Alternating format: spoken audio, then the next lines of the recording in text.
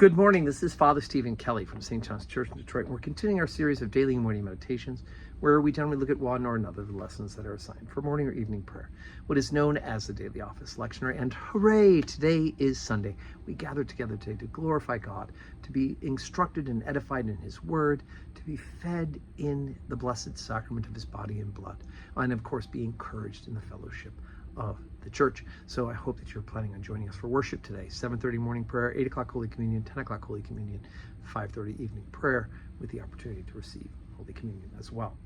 Today, let's take a look at the lesson that's assigned for morning prayer from the book of Ecclesiasticus, that wonderful book from the Deuterocanonical books, or the apocryphal books, written in between the Old Testament canon and the New Testament canon, and considered by the majority of the Christian church to be a part of the Old Testament canon as well. Ecclesiasticus, chapter 1, beginning at verse 18. The fear of the Lord is a crown of wisdom, making peace and perfect health to flourish, both which are the gifts of God, and it enlargeth their rejoicing that love him. Wisdom raineth down skill and knowledge of understanding, and exalteth them to honor that hold her fast. The root of wisdom is to fear the Lord, and the branches thereof are long life. The fear of the Lord driveth away sins, and where it is present it turneth away wrath. A furious man cannot be justified, for the sway of his fury shall be his destruction. A patient man will bear for a time, and afterward joy shall spring up unto him. He will hide his words for a time, and the lips of many shall declare his wisdom. The parables of knowledge are in the treasures of wisdom, but godliness is an abomination to a sinner. If thou desire wisdom, keep the commandments, and the Lord shall give her unto thee. For the fear of the Lord is wisdom and instruction, and faith and meekness are his delight. Okay, so of course Jesus says, blessed are the meek, for they shall inherit the earth.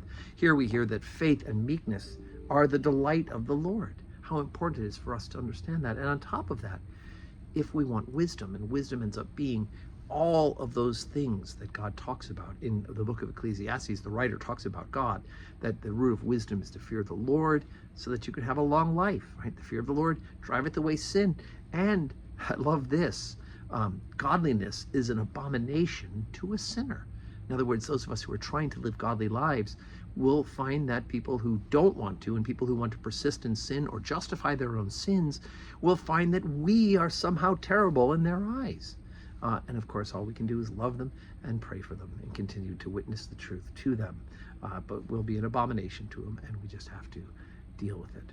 But if we desire wisdom, and we should desire divine wisdom, we have to keep the commandments. We have to learn to love the Lord our God with all our mind, our soul, our strength, our heart, and love our neighbors as ourselves. And that can only be done by God's grace. So we ask God to pour an abundance of that grace upon us, that we may love more, be more faithful, and live those commandments. I hope today that you, if you're in range of St. John's, if you're not away on holiday, we'll see you here in church. And if you're away, please go to church there and worship and receive the sacrament. And may your Sunday be a day that is full of blessings.